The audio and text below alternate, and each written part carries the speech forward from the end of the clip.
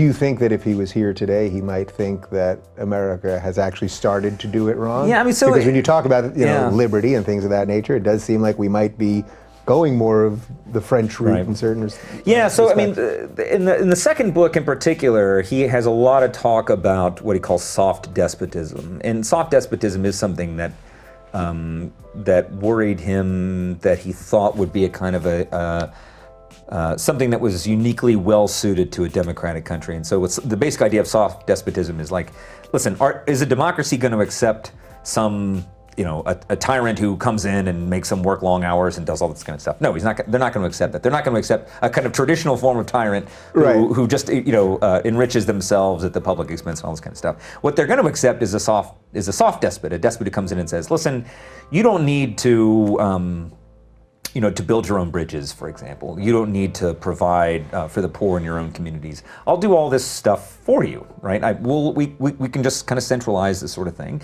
I'll take care of it. It's much more efficient if I do it anyway.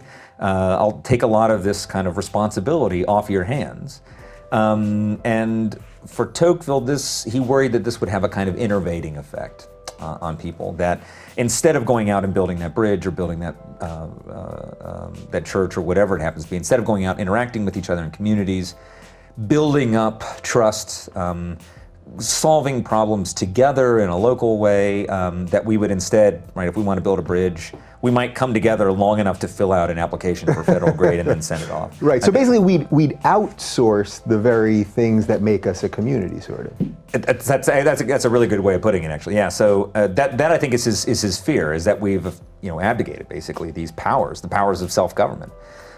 We've said, listen, we're tired of governing ourselves in some sense. Some of these decisions are great responsibilities. Some of these decisions we don't particularly like anyway. We don't like making, and so we'll just sort of hand them over and live in a softer and more comfortable sort of way. Yeah. For the people watching, that would say, well, what's the problem with that? Why is that a problem? Well, I mean, what's the problem? Right. I mean, there's a sense it's an active question. I mean, that is an open question, I think. Right. So it's an open question in terms. So today, we've got these amazing TVs, and we've got these amazing video games, and we've got these amazing everything.